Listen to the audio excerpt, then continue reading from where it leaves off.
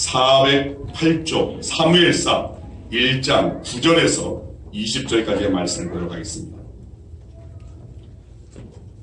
사무엘상 1장 9절에서 20절까지의 말씀입니다.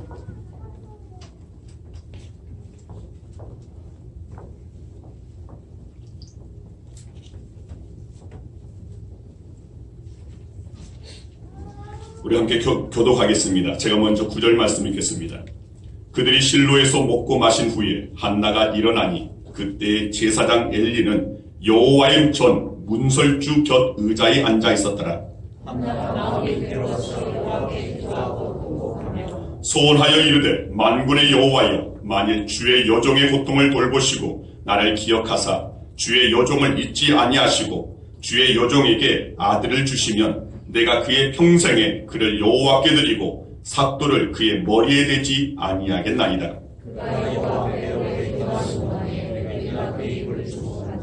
한나가 속으로 말하며 입술만 움직이고 음성은 들리지 아니하므로 엘리는 그가 취한 줄로 생각한지라.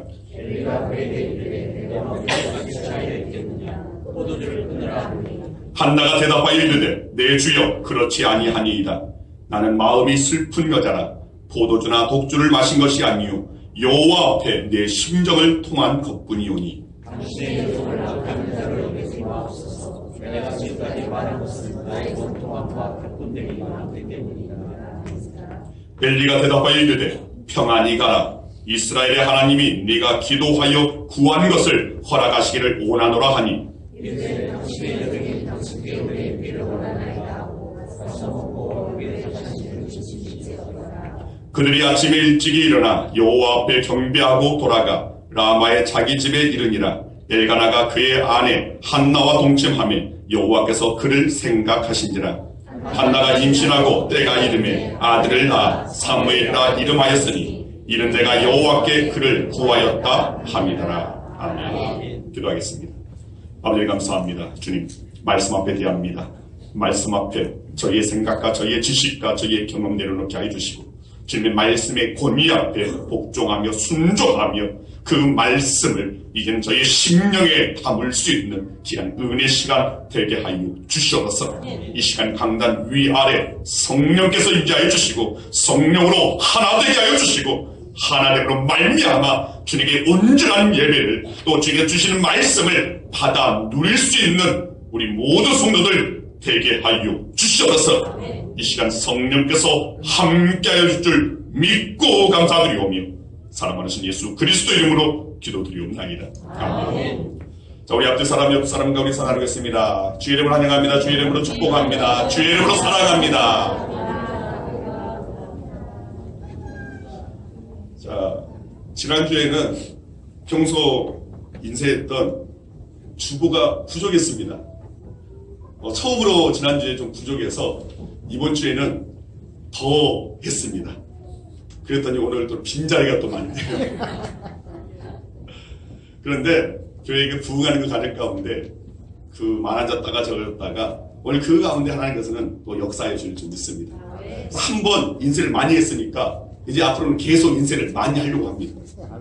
그렇게 해서 결국은 또 그것이 또 부족하게 될 그때가 있을 줄 믿습니다.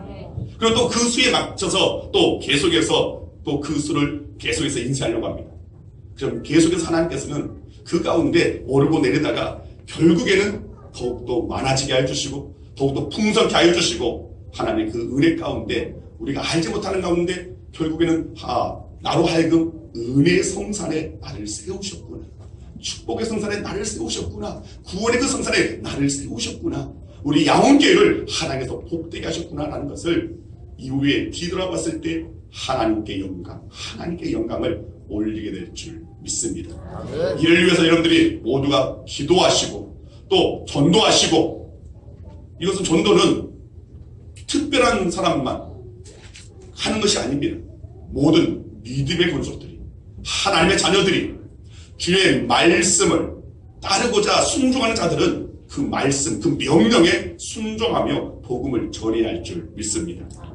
자, 오늘 말씀의 제목은 믿음의 역사를 경험하라 라는 제목으로 함께 은혜 나누길 원합니다.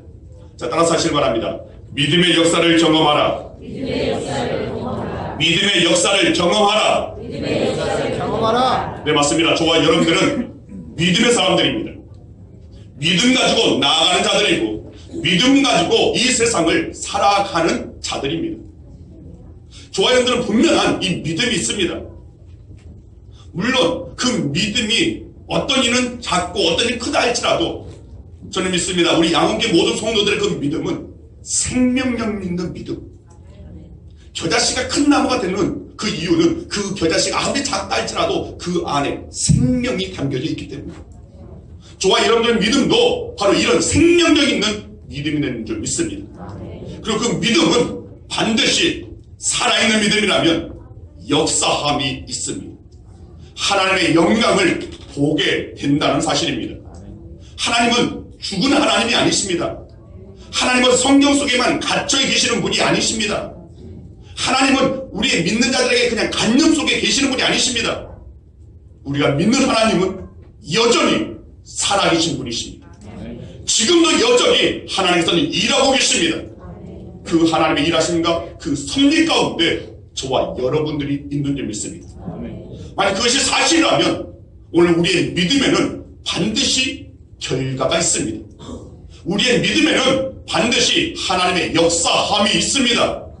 우리의 믿음에는 반드시 열매가 뒤따르게 되어 있습니다. 그래서 우리의 믿음이 살아있는 믿음, 생명력 있는 믿음.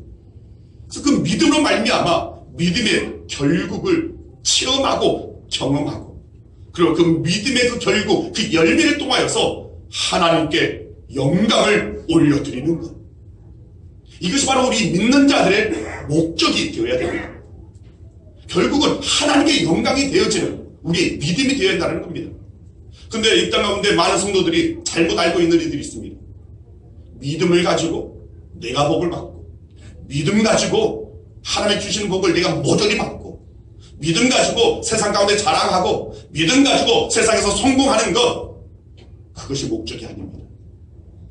우리의 믿음의 그 결국은 하나님께 영광이 되어야 됩니다.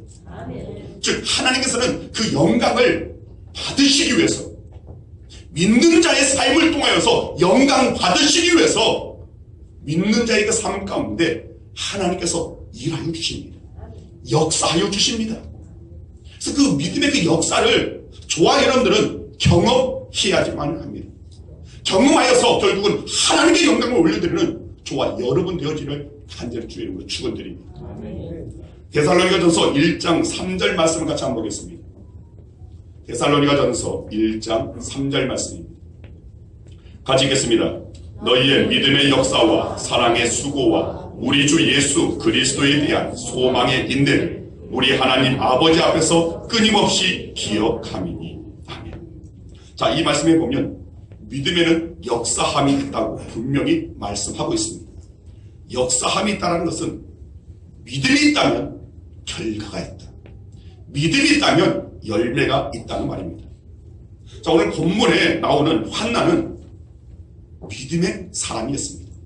믿음의 여인이었습니다. 자, 이 믿음의 사람이었던 한나에게도 슬픔이 있었습니다. 아픔이 있었습니다.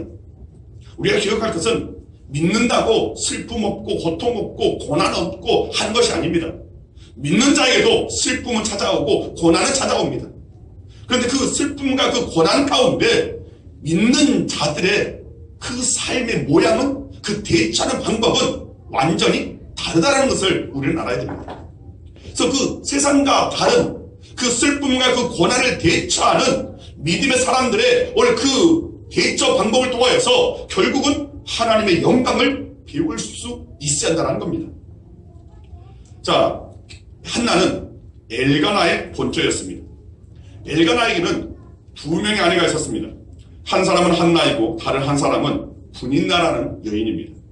그런데 한나에게는 아들이 없었습니다. 그러나 첩이었던 분인나에게는 아들이 있었습니다. 말씀을 보면 자녀들이라고 했으니까 엘가나의 자녀라는 그 말이 나오니까 하나가 아니었던 것 같습니다. 한나에게는 자식 한 명도 없는데 분인나, 첩인 분인나에게는 여러 명의 자식이 있었던 것 같습니다. 그런 상황 가운데서 첩이었던 분인나가 이 한나를 괴롭게 합니다. 성경 말씀에는 심히 격동하게 하였다라고 그렇게 기록되어 있습니다. 이런 상황에서 하나님 앞에 제사하기 위해서 엘가나의 가족들이 실로로 나아가게 됩니다. 그 당시 실로에 하나님의 법궤가 안치되어 있었기 때문에 그곳에 실로에 제사를 드리러 하나님께 예배 드리러 나아가는 것입니다. 엘가나와 함께한 그 가족들은 매년마다 이 실로에 나아갔습니다. 자, 이런 실로로 나아가서 예배 드리는 가운데 한나는 그의 상황, 그의 아픔, 그의 고통, 그의 삶의 문제를 가지고 하나님 앞에 나아간 것입니다. 그리고 하나님 앞에 자기의 그 모든 것을 다 토로합니다. 내어놓습니다. 그의 삶의 모든 문제는 오직 하나님만이 해결할 수 있다는, 하나님께 길이 있고 하나님께 답이 있다는 사실을 한나는 알고 하나님 앞에 간절함으로 나아갔던 겁니다. 이것이 한나에게는 오히려 복이었습니다.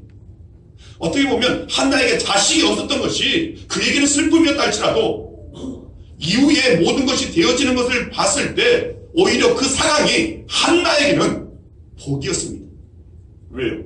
그것을 통하여 하나님께 나아갔고, 그것을 통하여 하나님께 기도했고, 그것을 통하여 진정한 예배를 드림으로 하나님을 경험할 수 있었기 때문에, 그의 기도에 응답을 받을 수 있었기 때문에 오히려 지금 당시에 자식이 없었던 한나에게는 그 자식이 없음이 오히려 그의 인생 가운데 복된 기회였다는 겁니다. 제가 어제 이사야서의 말씀을 가지고 새벽기도 때 말씀을 전할 때 이런 말씀을 했습니다. 믿는 자의 인생은, 저와 여러분들의 인생은 해석되어져야 한다. 우리의 삶은 반드시 해석되어져야 됩니다. 여러분이 지금까지 어떤 삶을 살았든 그 삶 가운데 믿음의 사람은 하나님의 섭리 안에 있는 자들의 삶입니다. 여러분들이 인정하든 인정하지 않든, 여러분이 지금까지 그 고난의 삶이었든 기쁨의 삶이었든, 여러분들이 굴곡 있는 삶이었든 아니면 정말 평범한 그런 삶이었든 그 가운데 하나님의 섭리가 있었습니다. 이것을 우리는 인정해야 됩니다. 그리고 이것을 해석할 수 있어야 됩니다. 왜 하나님께서는 나로 하여금 그런 인생을 살게 하셨을까? 왜 하나님께서는 나에게 그런 삶을, 그런 아픔을, 그 고난을 내게 허락하셨을까? 그리고 나의 지금의 삶 또한 하나님께서는 무엇을 계획하시고 무엇을 원하셔서 나에게 이런 삶의 자리에 나를 두셨을까? 이것을 우리는 분별해야 됩니다. 즉, 내 인생 가운데 지나온 그 과거의 그 시간 속에 또 현재의 내 상황 가운데 하나님의 시선 앞에서 하나님의 진정 원하시는 바는 무엇일까? 여러분의 인생은 반드시 하나님의 시선 앞에서, 말씀 앞에서 해석되어져야 됩니다. 그럴 때 비로소 하나님의 뜻을 분별할 수 있습니다. 그때 비로소 모든 것이 합력하여 하나님께 영광이 되는 선을 이룰 수 있다는 겁니다. 하나님의 목적을 가지고 인생을 이끄십니다. 여러분의 인생 가운데 고난이 있고 아픔이 있고 경험치 않았으면 하는 그런 것들이 있다 할지라도 그것을 통하여 하나님께서는 아름다운 선의 그 자리로 우리를 이끄신다는 겁니다. 이것이 모든 택한 자들의 그 삶, 믿는 자들의 삶 가운데 행하시는 하나님의 섭리이고 하나님의 인도하심이라는 겁니다. 이것을 빨리 우리가 우리의 삶을 해석해내야지만이 나를 향한 하나님의 뜻을 비로소 알 수 있습니다. 그리고 그 뜻대로 나아갈 수 있습니다. 즉, 하나님의 뜻을 알게 되면, 그리고 그 뜻을 알고 깨닫고 살아가게 되면 순풍에 돛달듯이 나아갈 수 있습니다. 왜 내 삶 가운데 자꾸 막히는 것이 있을까? 왜 내 삶 가운데 이런 어려움들이 찾아올까? 그것은 아직까지 우리가 하나님의 뜻을 분별하지 못했기 때문에. 그래서 우리는 몸부림치면서 하나님의 뜻이 어디 있을까? 우리의 인생을, 우리의 시간들을 우리는 말씀을 통하여서 해석해낼 수 있어야 할 줄 믿습니다. 자, 오늘 자식이 없던 한나, 그 한나가 결국은 사무엘을 낳게 되는 그런 가정을 오늘 말씀에는 기록되어 있습니다. 즉, 한나가 사무엘을 얻게 되는, 기도를 응답하게 되는 그 일련의 그 과정, 이 한나가 어떻게 그의 믿음을 통하여 그 믿음의 하나님의 역사를 경험하게 되었는지, 오늘 그것을 여러분들이 정말 주의 깊게 살펴보기를 소망합니다.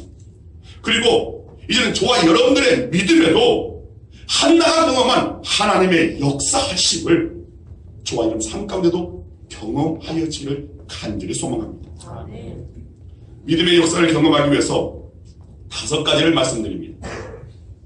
자, 먼저 오늘 본문 앞에 있는 7절과 8절의 말씀을 함께 읽겠습니다. 7절 8절입니다. 같이 읽습니다. 매년 한나가 여호와의 집에 올라갈 때마다 남편이 그같이 하며 그의 남편 엘가나가 그에게 이르되 한나여 어찌하여 울며 어찌하여 먹지 아니하며 어찌하여 그대의 마음이 슬프냐 내가 그들에게 10아들보다 낫지 아니하냐 하니라. 자, 한나의 남편은 매년 실로에 가서 제사를 드릴 때, 하나님께 예배 드릴 때 재물의 그 분깃을 그의 가족들에게 나누어 주었습니다. 그런데 여기에 보니까 2 아내와 자녀들에게 나누어 주었습니다. 그래서 그 자녀들 가운데 엘가나는 그 누구보다도 한나를 사랑하였기 때문에 다른 이들에게 나눠준 것보다 갑절로 이 한나에게 주었습니다. 그 누구보다도 많은 사랑을 남편에게 받았습니다. 자, 그러함에도 불구하고 그 첩이었던 둘째 아내인 이 분리나가 한나를 쉽게 하여서 그의 마음을 격동시킵니다. 마음을 긁어팝니다. 이 한나의 마음을 뒤집어 놓습니다. 엘가나의 가정의 문제는 오늘날 우리들의 가정 문제이기도 합니다. 우리들도 고통의 모양은 다를지라도 우리를 근심케 하는 여러 가지 문제들이 그 모양과 그 크기가 다를지라도 모든 이들은 다 이런 아픔, 고민을 안고 살아가고 있습니다. 우리 인생은 숱한 문제 속에 살아갑니다. 그 중에는 인간의 방법으로 해결할 수 없는 것들이 너무나 많이 있습니다. 그래서 본문은 우리들이 왜 하나님을 찾아야 하는지를 알려주고 있는 겁니다. 한나는 인생의 답은 오직 하나님께만 있다는 사실을 알았습니다. 그래서 그 하나님 앞에 그 답을 얻고자 하나님 앞에 그의 인생의 문제를 가지고 나아간 것입니다. 때때로 우리가 어려움 당할 때마다 왜 나에게 이런 일이 생기나, 그러면서 우리는 낙심할 때가 있습니다. 그러나 소도에 제가 말씀드렸던 것이 그 가운데 하나님의 뜻이 어디에 있는가를 우리는 분별해 내야 됩니다. 에레미야 29장 11절 말씀 같이 한번 보겠습니다. 에레미야 29장 11절 말씀 같이 읽습니다. 여호와의 말씀이니라. 너희를 향한 나의 생각을 내가 아나니 평안이요 재앙이 아니니라. 너희에게 미래와 희망을 주는 것이니라. 아멘. 하나님의 목적이 있다는 겁니다. 인생을 향한 하나님의 목적은 평안이라는 겁니다. 재앙이 아니라는 겁니다. 즉 하나님께서 우리에게 때때로 고난 주시고 아픔 주신 것은 사실은 그 고난이 목적이 아닙니다. 환난이 목적이 아닙니다. 슬픔이 목적이 아닙니다. 그 가운데 진정한 우리의 영원한 평안을, 안식을 우리에게 주시기 위함이라는 겁니다. 그 평안을 우리에게 주시기 위한 그 가정 가운데 때로는 고난이요, 때로는 슬픔이요, 때로는 아픔, 때로는 근심을 우리에게 주신다는 겁니다. 재앙이 하나님의 목적이 아닙니다. 너희 장래, 너희 미래와 너희에게 미래와 희망을 주는 것입니다.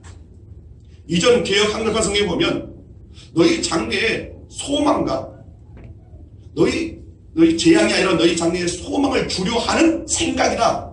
우리에게 소망을 주시기 위한 이것을 가지고 우리에게 때로는 고난을 주신다는 겁니다. 자, 어떤 소망입니까? 오늘 이 개정판 성경에는 미래와 희망을 주는 것이다. 미래와 희망을 준다. 무엇입니까? 우리의 그 미래, 우리는 알지 못합니다. 그러나 그 미래가 하나님께서 준비한 그 미래는 밝음입니다. 환한 빛입니다. 구원입니다. 영원한 평안입니다. 즉 이것을 우리에게 주시기 위한 미래가 이미 우리 가운데 준비되어 있다는 겁니다. 그러나 그 미래는 아무나 받을 수 없기 때문에 하나님의 택한 백성들에게 주시려고, 즉 그 미래를 우리에게 안겨주시려고 그 미래를 향하여서 우리로 하여금 걷게 하시려는 겁니다. 저와 여러분들은 그 길로 나아가야 할 줄 믿습니다. 세상이 말하는 길과 식으로 나아가는 것이 아니라 하나님께서 말씀하시는 길, 하나님의 방법으로 우리는 나아가야 할 줄 믿습니다. 한나는 고난을 통하여서 하나님을 찾았습니다. 그리고 결국 하나님의 능력을 체험하게 되었습니다. 그리고 하나님의 한없는 사랑, 하나님의 은혜를 그는 확신하게 되었습니다. 자, 한나에게 한 가지 소원만 말하라고 한다면 무엇을 말하겠습니까? 분명히 자식을 허락하여 달라는 그런 소원이었을 겁니다. 아들 낳고 싶다고 아마 그 마음의 그 소원을 하나님께 안 했을 겁니다.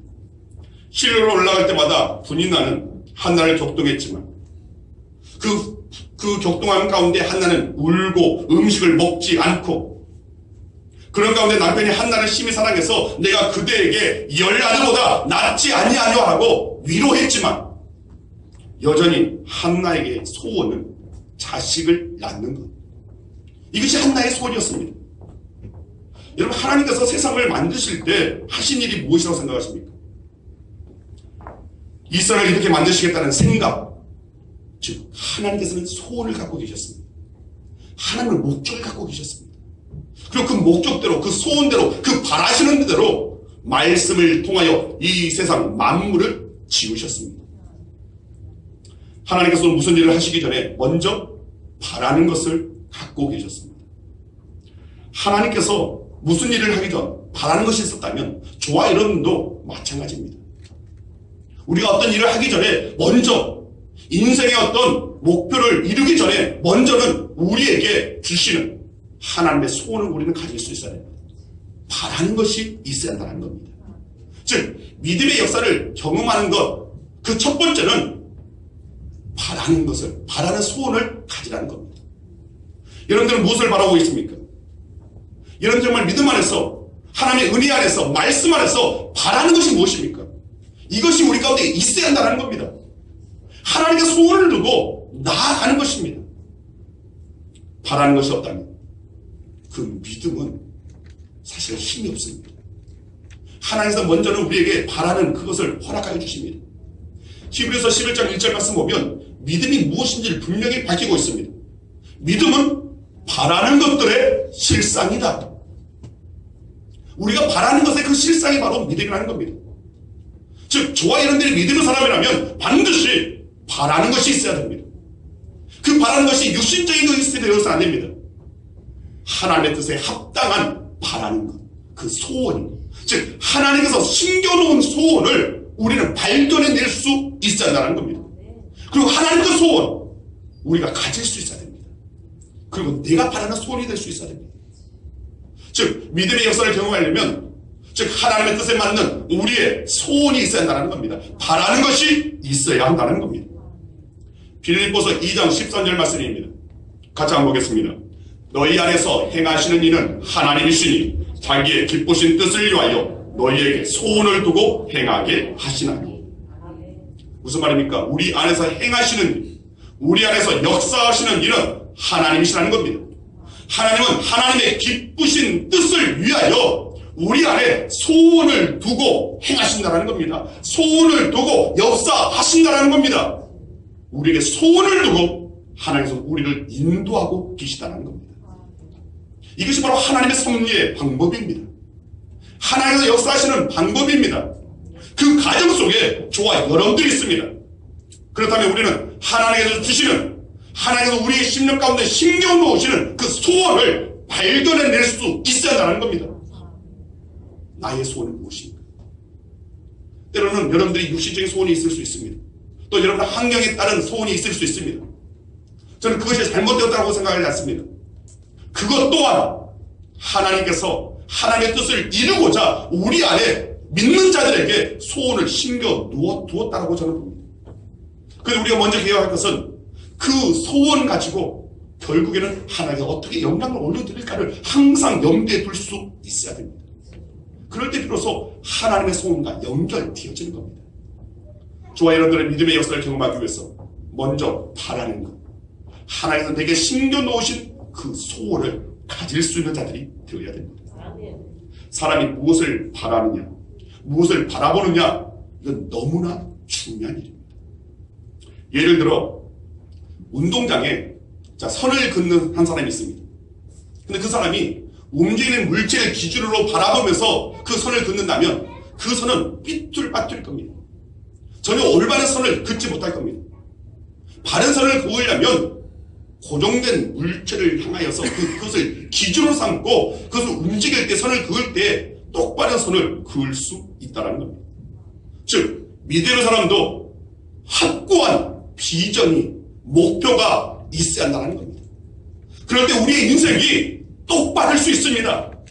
우리 삶이 똑바를 수 있습니다. 저와 여러분의 인생이 하나님 보시기에 똑바른 자들이 되기를 소망합니다. 정말 바른 삶을 살기를 정말 소원합니다. 우리 인생이 삐뚤빠뚤이 아니라 정말 하나님 보시기에 하나님의 영광의 그 목표를 가지고 나아가는 우리의 인생이 올곧은 인생이 되어야 할 줄 믿습니다. 그러기 위해서는 우리는 소원을 가질 수 있어야 됩니다. 비전을 품을 수 있어야 됩니다. 자, 두 번째로 믿음의 역사를 경험하기 위해서는, 즉 바라는 것을 얻기 위하여 우리는 기도해야 합니다. 한나는 하나님께서 생명의 근원 되심을 알았습니다. 그리고 자신의 온통합을 풀어주실 분이 바로 오직 하나님밖에 없다는 사실 또한 알았습니다.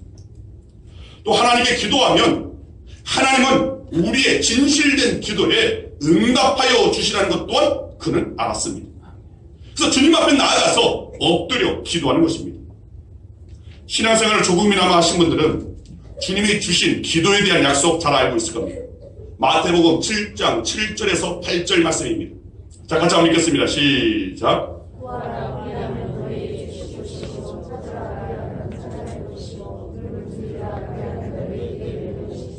구하는 이마다 받을 것이요, 찾는 이는 찾아낼 것이요, 두드리는 이에게는 열릴 것이니라. 아멘.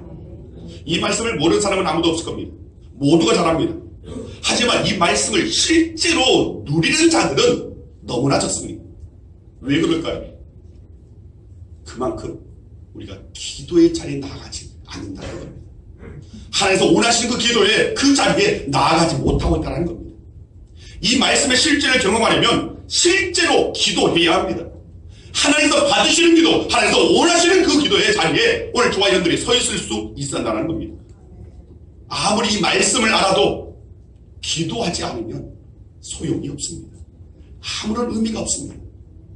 여러분, 이 말씀이 진정 여러분 삶의 의미가 되기를 소망합니다.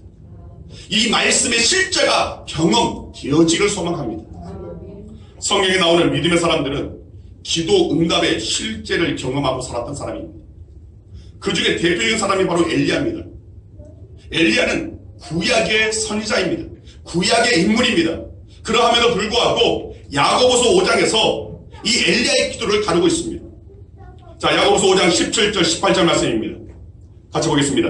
엘리야는 우리와 성정이 같은 사람이로되 그가 비가 오지 않기를 간절히 기도한즉 3년 6개월 동안 땅에 비가 오지 아니하고 다시 기도하니 하늘이 비를 주고 땅이 열매를 맺었느니라. 자, 엘리야는 아합 시대에 피역한 이스라엘 백성들, 그들을 보고 하나님께 구합니다. 주님, 저들이 하나님의 뜻을 알기 위해서 비가 오지 않기를 원합니다 하고 기도했습니다. 그러니까 3년 6개월 동안 비가 그쳤습니다. 그리고 다시 기도하니 하늘이 비를 주고 땅이 열매를 맺었습니다. 즉 엘리야의 기도는 하늘 문을 열기도 하고 닫기도 했던 놀라운 하나님의 그 능력이 나타나는 기도였다는 겁니다. 바라는 것이 있다면 우리는 기도가 뒤따를 수 있어야 됩니다. 하늘 문을 열고 닫는 우리의 기도가 되어야 한다는 겁니다. 자, 세 번째로 믿음의 역사를 경험하려면 바라는 것에 합당한 말씀을 소유해야 합니다. 말씀을 가지는 것. 바라고, 그리고 그 바라는 것을 위해서 기도하고, 또 거기에 더불어 우리는 말씀을 소유한다는 겁니다. 엘리 제사장은 기도하던 한나를 오해했습니다. 술 취하는 것을 오해했다가 한나의 말을 듣고 자초지정을 하게 되었습니다. 그리고 한나를 향하여 축복의 말을 합니다. 자, 사무엘이 태어날 때 이스라엘의 그 정황에 대해서, 그 상황에 대해서 우리가 먼저 알아야 할 것입니다. 사사기의 가장 마지막에 있는 21장 25절의 말씀을 통해서 당시 사무엘이 태어날 때 이스라엘 상황을 우리는 엿볼 수 있습니다. 자, 사사기 21장 25절. 그때 이스라엘의 왕이 없으므로 사람이 각각 그 소견에 옳은 대로 행하였더라. 사람이 각각 옳은 대로 행하였다고 말하고 있습니다. 하나님의 뜻대로 행한 것이 아닙니다. 말씀대로 행한 것이 아닙니다. 말씀이 임하지 않았기 때문에 하나님의 그 말씀이 임하지 않고 하나님의 뜻을 분별할 수 없었기 때문에 각자 자기의 소견대로 행하였습니다. 당시 제사장마저도 말씀을 무시하던 상황이었습니다. 엘리 제사장의 두 아들 홈니와 비느하스, 이들 또한 제사장이었습니다. 그러나 성경은 증거하기를 사무엘상 2장 12절 말씀 보니까 엘리의 아들들은 행실이 나빠 여호와를 알지 못하더라. 하나님의 제사장이었음에도 불구하고, 하나님의 예배를 인도하는 제사장임에도 불구하고 그들은 하나님을 알지 못했습니다. 그래서 하나님을 알지 못했기 때문에 그들의 나쁜 행실, 죄인지도 모르고 하나님을 두려워하지 않는 그런 악한 모습을 보였다는 겁니다. 그래서 2장 17절 말씀 보면 이 소년들의 죄가 여호와 앞에 심히 크면 그들이 여호와의 제사를 멸시하였더라. 하나님을 알지 못하기 때문에 하나님을 멸시하는 그런 행위가 뒤따랐다는 겁니다. 그래서 하나님께서 말씀하시기를, 자, 사무엘상 2장 30절 말씀 같이 한번 읽겠습니다. 같이 봅니다. 시작. 나를 존중히 여기는 자를 내가 존중히 여기고 나를 멸시하는 자를 내가 경멸하리라. 아멘. 여러분, 우리들은 어떻습니까? 하나님을 존중히 여기고 있습니까? 하나님의 말씀의 권위를 우리는 바로 세우고 있습니까? 하나님의 능력이, 그 말씀이 우리의 삶의 중심이 되고 있습니까? 하나님을 경외하는, 하나님을 두려워하는, 하나님을 아는 믿음의 삶을 우리는 살아가고 있습니까? 때때로 세상 가운데 교회 안에서는 아멘 아멘을 하지만 세상에서는 전혀 교회에서의 아멘과 전혀 다른 그런 삶으로 나아가고 있는 건 아닙니까? 왜 그렇습니까? 그것은 은연 중에 하나님을 존중히 여기지 않기 때문에, 존중히 여기지 않기 때문에 존중히 여기지 않는 행위를 하는 겁니다. 오늘 우리의 삶은 바꾸어져야 됩니다. 우리의 삶의 태도는 바꾸어져야 됩니다. 우리의 삶의 태도는 오직 그 어떤 곳에서든 어떤 상황에서든 하나님을 존중히 여기는 믿음의 삶이 되어져야 한다는 겁니다. 한나에게는 이런 믿음이 있었습니다. 하나님을 존중히 여겼습니다. 하나님의 말씀을 귀하게 여겼습니다. 그래서 엘리 제사장, 여러분, 이 엘리 제사장이 한나가 기도하는 것을 오해할 정도로, 술 취했나보다라고 오해할 정도로 이 엘리 제사장의 그 영역이 너무나 아주 세뇌된 그런 상태였을 겁니다. 어떻게 정말 간절히 기도하는 자를 보고 저가 술 취했나보다라고 그렇게 착각할 수 있겠습니까? 그만큼 엘리 제사장이 멀어졌다는 겁니다. 그러함에도 당시 하나님의 제사장은 하나님의 대리자였습니다. 대리자인 엘리 제사장, 그가 영권이 없다 할지라도 그의 입술을 통하여서 선포되어지는 그 말씀을 한나는 붙잡았습니다. 하나님을 존중히 여겼습니다. 그 말씀이 누구 입에 나오든 하나님의 말씀으로 받아서 그 말씀의 그 권위 앞에 그는 무릎 꿇었습니다. 그래서 18절 말씀에 보면 다시는 근심빛이 없었다라고 기록되어 있습니다. 그만큼 한나는 엘리 제사장이 평안히 가라, 너의 기도가 하늘에 응답되었음을 믿는다라고 축복했을 때 그는 그 축복의 말을 그대로 믿었습니다. 말씀을 말씀으로 받았습니다. 그리고 그 말씀으로 받으니까 그 말씀의 권위 앞에 그의 근심은, 그의 아픔은, 그의 고통은 다 사라졌습니다. 그리고 다시는 얼굴에 근심빛이 없었다라고 되어 있습니다. 그만큼 말씀의 권위를 인정하고 말씀을 붙잡았다는 겁니다. 맞습니다. 여러분, 바라는 것이 있다면 기도와 더불어 우리는 말씀을 소유해야 됩니다. 하나님의 능력의 말씀을 붙잡았을 때 그 능력의 말씀은 내 삶의 능력으로 나타나게 되어 있다는 겁니다. 시편 107편 19절 20절 말씀 같이 한번 보겠습니다. 같이 봅니다. 이에 그들이 그들의 고통 때문에 여호와께 부르짖으며 그가 그들의 고통에서 그들을 구원하시되 그가 그의 말씀을 보내어 그들을 고치시고 위험한 지경에서 건지시는도다. 여러분, 주님은 부르짖는 자들의 그 기도, 바로 그 기도하는 자들에게 말씀을 보내십니다. 그리고 그 말씀을 통해서 하나님의 뜻을 이루시는 것입니다. 그래서 우리는 먼저 우리가 기도해야 했다면 우리는 말씀을 붙잡을 수 있어야 됩니다. 그리고 그 말씀의 권위 앞에 우리는 무릎 꿇을 수 있어야 됩니다. 말씀의 지배를 받을 수 있어야 된다는 겁니다. 하나님은 어떤 것에도 제한받지 않으시는 분이십니다. 그런데 하나님은 자신의 말씀에는 제한을 받습니다.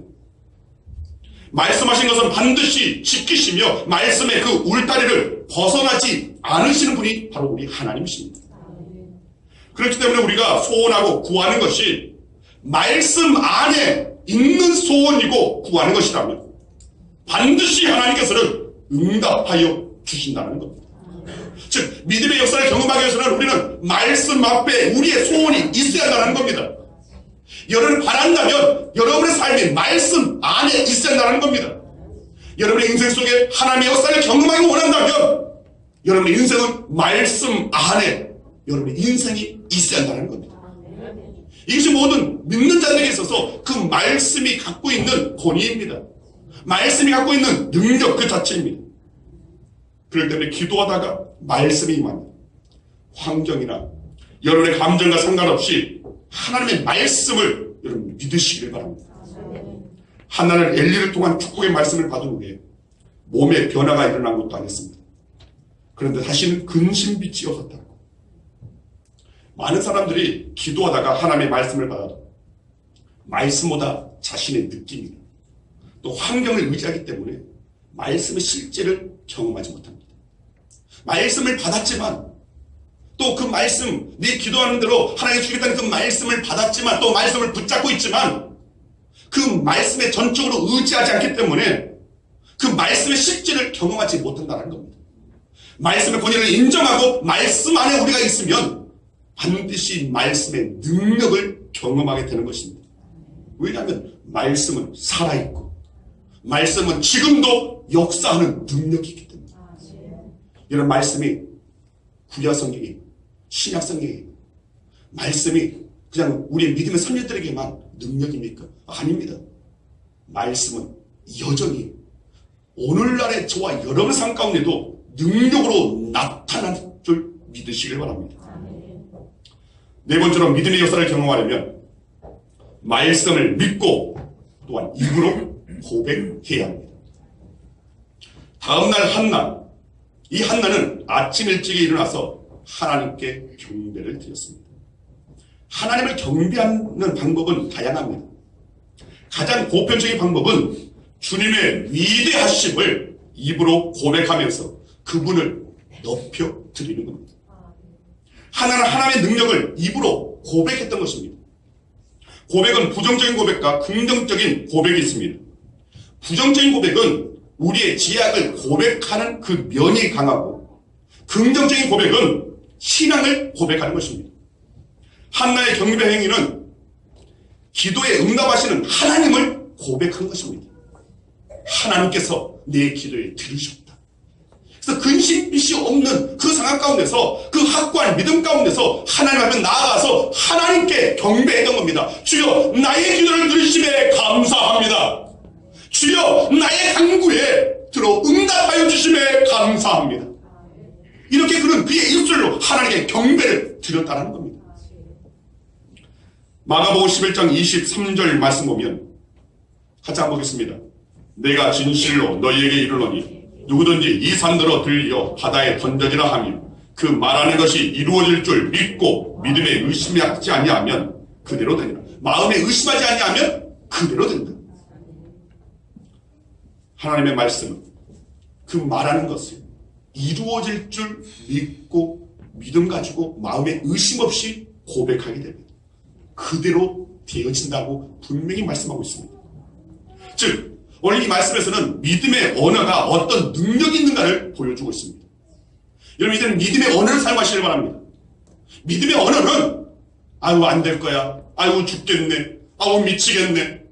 아우 나는 어쩔 수 없나 봐. 아이고 어쩌면 좋아. 이런 말은 믿음의 언어가 아닙니다. 세상적인 언어입니다. 여러분의 감정의 언어입니다.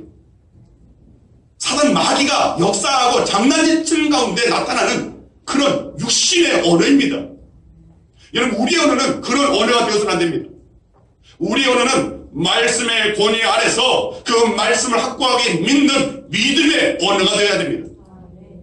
즉 그냥 우리가 긍정의 언어는 세상이 말하는 그런 언어일 수도 있습니다. 그러나 세상이 말하는 긍정의 언어가 아니라 우리는 믿음 안에서의 긍정의 언어입니다. 믿음의 언어입니다. 이것이 바로 우리의 있을 가운데 선포되어져야 할 언어라는 겁니다.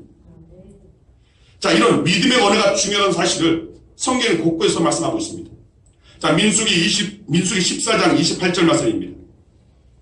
같이 보겠습니다.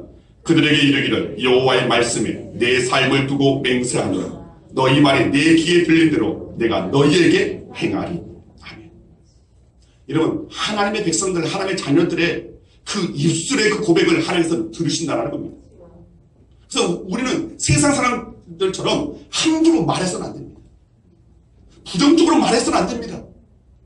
다시는 우리의 입술 가운데 아이고 죽겠네, 힘들어 죽겠네, 못 살겠네 이런 말 해서는 안 된다는 겁니다. 제가 한 번에 이런 말 했나 모르겠습니다. 이제는 그런 죽겠네 하지 말고 죽게 있네. 네, 살게 되는 맞습니다. 죽게 있네. 모든 것이 죽게 있네.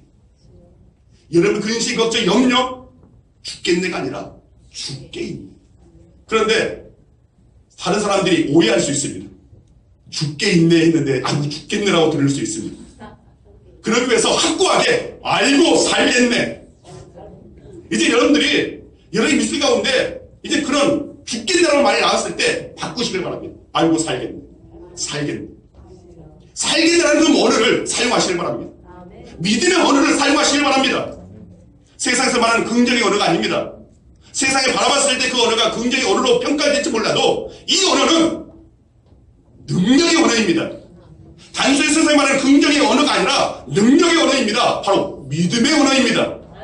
우리는 믿음의 사람들은 이 믿음의 언어를 사용할 수 있어야 한다는 겁니다.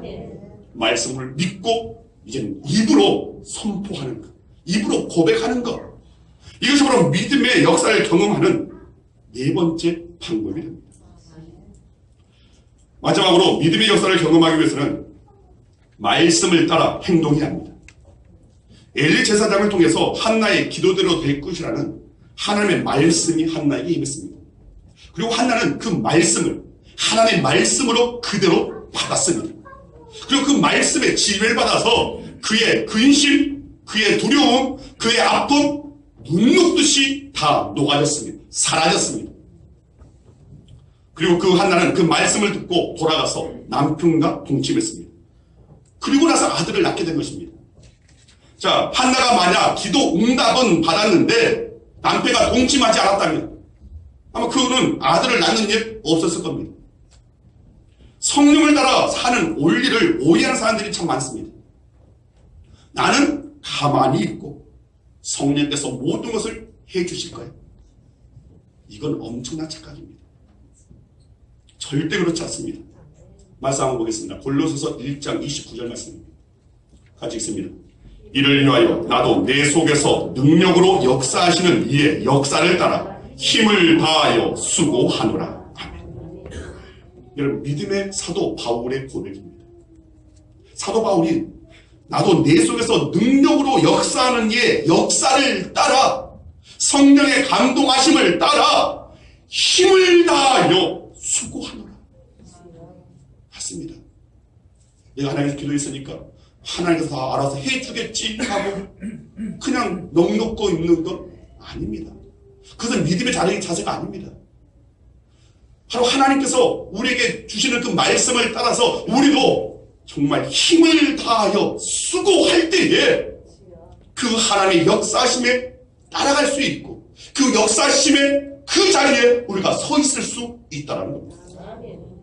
여러분 성령의 감동이 있으면 감동을 따라야 합니다. 하나님의 뜻은 이스라엘 백성들이 가나안을 점령하는 것이었습니다. 그런데 가나안을 점령하는 것은 이스라엘 백성들이 나가서 싸워야 가능한 것입니다. 이스라엘 백성들이 나가서 싸우지 않으면 가나안 땅 점령은 불가능했습니다. 즉 하나님께서는 약속을 주시고 그 약속을 믿고 이스라엘 백성들이 앞으로 나아가기를 원하셨던 겁니다.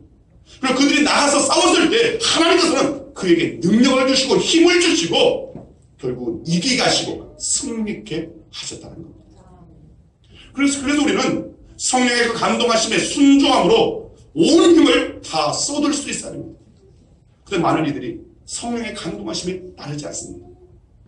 세상의 시선 의식합니다. 세상 경험 그것을 또 적용합니다. 그런다고 되겠어? 기도한다고 되겠어? 네가 그렇게 행한다고 되겠어? 자꾸만 세상적인 것을 가미합니다. 그것을 온전한 믿음이 되지 못합니다. 여러분 성령의 감동을 주신다면 그 감동하신 대로 온 힘을 쏟을 수 있어야 됩니다. 예전에 제가 일산에서 목회할 때에 처음에 이제 정상적인 성도들이 이렇게 빨리 와서 개척하자마자 한 10대 명이 모였습니다. 그리고 1년 만에 한 50명이 모였습니다. 그리고 어떤 이제 부부가 들어왔습니다. 근데 그 그 부부가 정신질체 1급 장애, 2급 장애였습니다. 전에 한번 저도 깜짝 놀랐는데 우리 교회 아니 예배 중에 설교하는 가운데 저쪽 문을 문 열고 딱 들어오는 겁니다. 갑자기 아는 분이 다 들어오니까 놀랐습니다. 그런데 일산에 있었던 그 장애인 성도들이 들어온 것을 보고 깜짝 놀랐습니다. 그 부부도 그때 같이 왔었습니다. 정신질체 1급, 2급. 여러분들 아마 정말 정신질체 1급, 2급이라면 굉장히 심한 경우입니다. 그런데 그들이 처음 그 교회에 딱 와가지고 그들이 한 것이 뭔지 아십니까? 강단에 막 화분이 없는데 강단에 저기 화분을 놓았으면 좋겠다. 그래가지고 주문을 한 겁니다. 이분들이 정신질체 장애인 1급, 2급 이 부부가 바로 이 강단 위에 화분을 올려버린 겁니다. 근데 그때 정상인 성도들이 나도 그 생각했었는데 나도 저 강단에 화분 하나 있었으면 좋겠다. 내가 화분을 갖다 놓을까? 한 생각만 갖고 있었는데 생각만 갖고 행하지 않았는데 그들이 먼저 행했다는 겁니다. 여러분 오늘 우리의 믿음이 과연 행동하는 믿음인가? 한번 생각해 볼 수 있어야 됩니다. 아는 것은 많은데 배운 것은 많은데 믿음의 그 연조가 많을수록 정말 아는 것이 굉장히 많고 하는데 과연 나의 믿음은 행동이 뒤따른 믿음인가? 이걸 우리 한번 철저히 생각해 볼 수 있어야 한다는 겁니다. 우리는 말씀이 임하면 그 말씀에 절대적으로 순종하고 복종할 수 있어야 합니다. 그 복종의 그 행위가 뒤따를 수 있어야 됩니다. 하나님은 저와 여러분 모두에게 성경이나 설교로 말씀하십니다. 때로는 환경으로 말씀하십니다. 때로는 고난의 그 모양으로 슬픔의 모양으로 아픈 고통의 모양으로 하나님께서는 때때로 우리에게 말씀하십니다. 그때 우리는 그것을 해석할 수 있어야 됩니다. 여기에 하나님의 뜻이 어디에 있을까? 하나님께서 분명히 내가 잘 되기를 원하시고 내가 미래의 주인공 되기를 원하십니다. 그 가운데 왜 내게 지금 이 아픔을 주셨을까? 이 근심을 주셨을까? 이것을 우리는 해석해낼 수 있어야 됩니다. 그리고 이제는 해석해냈다면 우리의 삶의 모양을 이제는 바꿔야 됩니다. 믿음의 자리로 나아가야 됩니다. 믿음에 따른 행하는 삶이 뒤따를 수 있어야 하는 겁니다. 그럴 때 우리의 영은 하나님의 뜻을 분별할 수 있고 믿음의 역사를 체험할 수 있게 되는 겁니다. 5가지를 말씀드렸습니다. 정말 믿음의 역사를 경험하는 것. 첫째로 바라는 것을 갖는 것. 하나님의 소원을 갖는 겁니다. 두 번째로 바라는 것을 얻기 위해서 이제는 기도의 자리에 나아가는 것. 구할 때에 주신다고 했습니다. 찾을 때에 찾아낼 것이라고 했습니다. 두드릴 때에 열릴 것이라고 했습니다. 그래서 그런 기도의 자리로 우리는 나아가야 됩니다. 세 번째로 바라는 것을 합당한 말씀을 소유하는 겁니다. 말씀의 능력 그 자체이기 때문에. 네 번째로 말씀을 믿고 이제는 입으로 고백하는 겁니다. 입으로 시인하는 겁니다. 입으로 선포하는 겁니다. 그럴 때 분명히 믿음의 역사는 경험될 것입니다. 또한 마지막으로 말씀을 따라 행동하는 것. 이것이 이 가정을 거칠 때 비로소 우리의 믿음의 역사는 보게 될 줄 믿습니다. 하나님의 역사를 경험하게 될 줄 믿습니다. 저와 여러분의 믿음이 헛된 믿음이 아니라 세상 사람들이 조롱하고 비웃는 믿음이 아니라 실제의 믿음, 열매 맺는 믿음, 결과가 주어지는 믿음, 그런 믿음 되어지기를 간절히 주의 이름으로 축원드립니다. 아멘. 기도하겠습니다. 아버지 하나님 감사합니다. 저희를 사랑하시는 주님.